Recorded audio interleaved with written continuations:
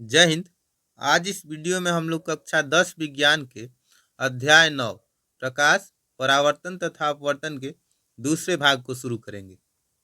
इस अध्याय के पहले भाग में हम लोगों ने समतल दर्पण द्वारा बने प्रतिबिंब की विशेषताएं पढ़ ली थी, जिसका लिंक आपको डिस्क्रिप्शन बॉक्स में मिल जाएगा।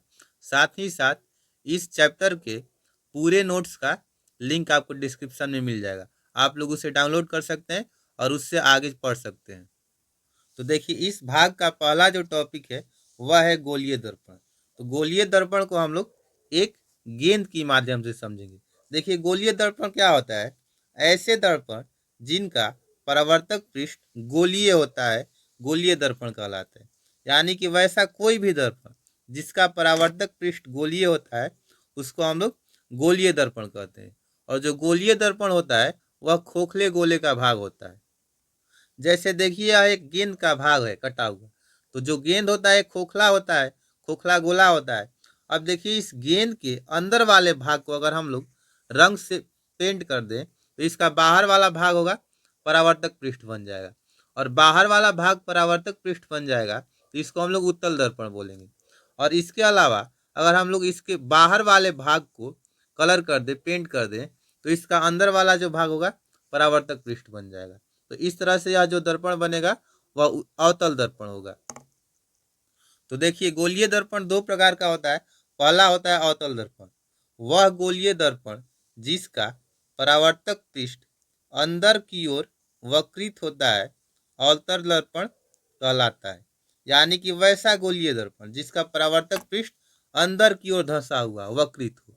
तो देखिए, अगर इसका परावर्तक पृष्ठ अंदर वाला हो, इसका परावर्तक पृष्ठ ये धंसा हुआ भाग हो जाए, तो इसको हम लोग उत्तल दर्पण बोलेंगे, और बाहर वाला भाग पेंट कर दिया जाएगा। अब देखिए, अवतल दर्पण के बाद है उत्तल दर्पण। यहाँ है वह गोलीय दर्पण जिसका परावर्तक पृष्ठ बाहर की ओर वक्रित होता है, उत्तल दर्पण कहलाता है। यानी कि उत्तल दर्पण वैसा दर्पण होता है जिसका परावर्तक पृष्ठ बाहर की ओर वक्रित होता है।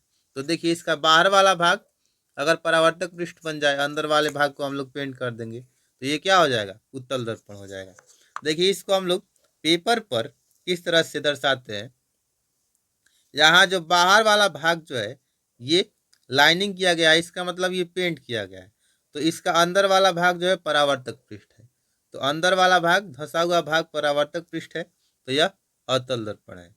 अब यहाँ देखिए, इसका अंदर वाला भाग पेंट किया गया है, लाइनिंग दिया गया है, यानी कि पेंट किया गया है। तो इसका बाहर वाला भाग क्या है? परावर्तक पृष्ठ।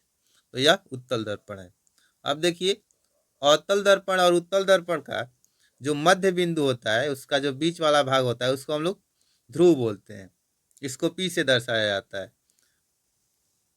इसको हम लोग आगे के टॉपिक में पढ़ेंगे। हमारा अगला टॉपिक वही है।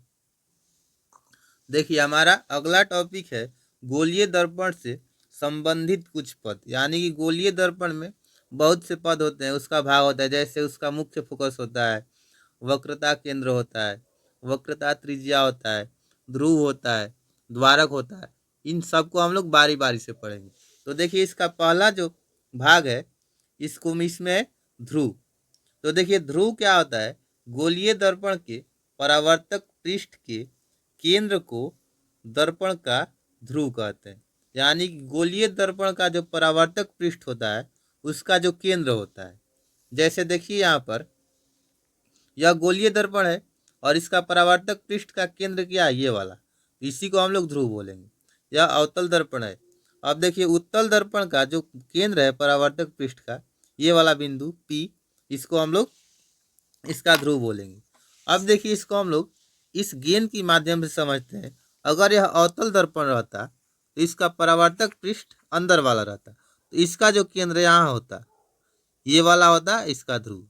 अब इसके अलावा अगर यह उत्तल दर्पण रहता है तो इसका परावर्तक पृष्ठ बाहर की ओर होता, तो इसका जो केंद्र होता है ये वाला यहाँ पर होता बिंदु, इसी को हम लोग ध्रुव बोलते। अब देखिए, यह दर्पण के पृष्ठ पर स्थित होता है, इसे पी अक्षर से निरूपित किया जाता है। जैसा कि इसमें क्या था, यह पृष्ठ पर ही था, इसको पी से निरूपित किया जाता है। और अवतल दर्पण भी रहता तो इसके अंदर वाले भाग यहाँ पर रहता, तो ये पृष्ठ पर ही रहता। अब देखिए, हमारा अगला टॉपिक है यहाँ वक्रता केंद्र। तो देखिए गोलीय दर्पण का परावर्तक पृष्ठ एक गोले का भाग होता है। इस गोले का केंद्र गोलीय दर्पण का वक्रता केंद्र कहलाता है। इसे अक्षर सी से निरूपित किया जाता है। तो देखिए यहाँ पर यह गोलीय दर्पण है और ये जो है इसका परावर्तक पृष्ठ इस गोले का भाग है। देखिए इस गोले से मैंने काट कर उससे बनाया है। तो यहाँ जो हो जाएगा यह गोलीय दर्पण, इसका परावर्तक पृष्ठ क्या होगा, एक गोले का भाग होगा। तो इस गोले का जो केंद्र होगा, ये पूरा गोला है, इस गोले का जो बीच में केंद्र होगा उसी के केंद्र को हम लोग इस गोलीय दर्पण का वक्रता केंद्र बोलेंगे। इसे अक्षर सी से दर्शाया जाता है।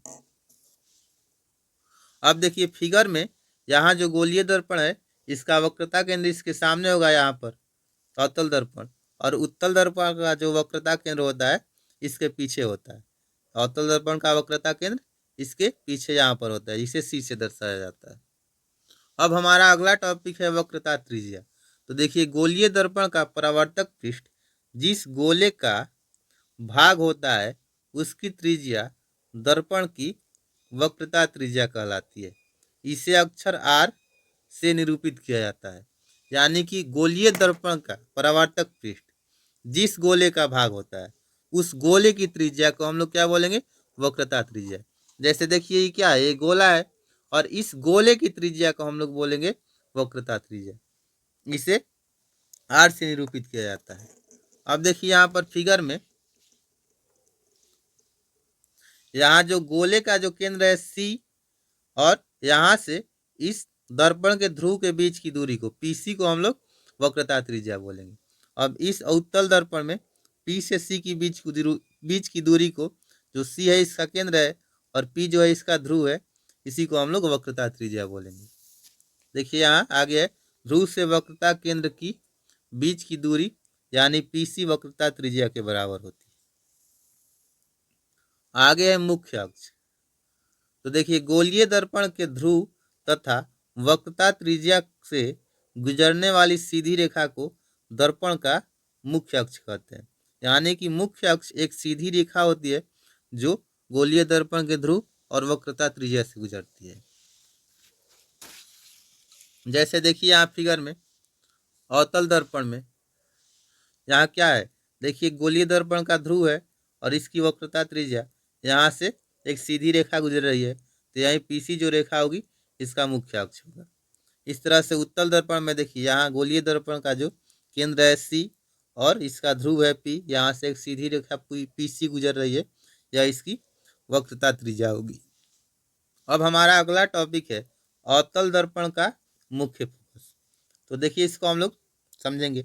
अवतल दर्पण के मुख्य अक्ष के समांतर आपतित किरणें दर्पण से परावर्तन के बाद दर्पण के मुख्य अक्ष के एक बिंदु पर प्रतिच्छेद करती है। यह बिंदु अवतल दर्पण का मुख्य फोकस कहलाता है। देखिए यानी कि अवतल दर्पण का मुख्य फोकस इसके मुख्य अक्ष पर एक बिंदु होता है जिस पर मुख्य अक्ष के समांतर आपतित किरणें, आती हुई किरणें उसी बिंदु से होकर गुजरती है। इसको हम लोग फिगर के माध्यम से समझेंगे। देखिए यहाँ पीसी जो है इस अवतल दर्पण का मुख्य अक्ष है और पीसी के समांतर एक किरण ए बी आ रही है और इस पीसी के नीचे इसी के समांतर एक किरण सी डी आ रही है और इस दर्पण से परावर्तन के बाद मुख्य अक्ष के एक बिंदु यहाँ से एफ से गुजर रही है। इसी को हम लोग अवतल दर्पण का मुख्य फोकस कहते हैं। इसे कैपिटल एफ से दर्शाया जाता है। अब देखिए आगे है उत्तल दर्पण का मुख्य फोकस। उत्तल दर्पण के मुख्य अक्ष के समांतर आपतित किरणें दर्पण से परावर्तन के बाद दर्पण के मुख्य अक्ष के एक बिंदु से आती हुई प्रतीत होती है। यह बिंदु उत्तल दर्पण का मुख्य फोकस होता है। मुख्य फोकस को अक्षर एफ से निरूपित किया जाता है। तो देखिए यहाँ उत्तल दर्पण का मुख्य फोकस क्या होता है, यहाँ भी और उत्तल दर्पण का जो मुख्य अक्ष होता है उसके समांतर जो किरणें आपतित होती है वह दर्पण से परावर्तन के बाद एक बिंदु से आती हुई प्रतीत होती है। जैसे देखिए यहाँ पीसी क्या है, इसका मुख्य अक्ष है, इसको दर्पण से इधर की ओर बढ़ाया गया है, आगे की ओर।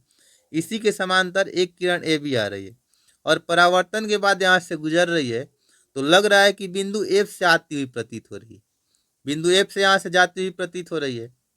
इसी तरह से यहाँ एक किरण सी डी है, तो ये क्या है, इसके समांतर है और परावर्तन के बाद यह भी किरण लग रहा है कि बिंदु एफ से आती हुई प्रतीत हो रही है। तो यही मुख्य अक्ष का जो बिंदु एफ है, इसका मुख्य फोकस कहलाता है। अगला हमारा है द्वारक।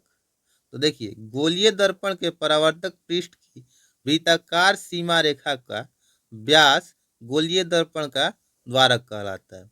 यानी कि गोलीय दर्पण का जो परावर्तक पृष्ठ होता है, जैसे देखिए ये क्या हो गया, ये गोलीय दर्पण हो गया, तो इसका परावर्तक पृष्ठ मान लीजिए अवतल दर्पण, तो ये वाला क्या होगा, परावर्तक पृष्ठ होगा। तो इसका वृत्ताकार सीमा रेखा यानी कि यहाँ से यहाँ तक, तो इसी का जो सीमा रेखा का व्यास होता है, यानी कि यहाँ से यहाँ की बीच की दूरी, इसी को हम लोग गोलीय दर्पण का द्वारक कहते हैं। इस वीडियो में इतना ही। अब हम लोग अगले वीडियो में आगे के टॉपिक को कवर करेंगे। मुझे आशा है यह वीडियो आप लोगों को पसंद आया होगा। अगर वीडियो पसंद आया हो तो वीडियो को लाइक करें और चैनल को सब्सक्राइब करें। अब हम लोग मिलेंगे नेक्स्ट वीडियो में, तब तक के लिए जय हिंद।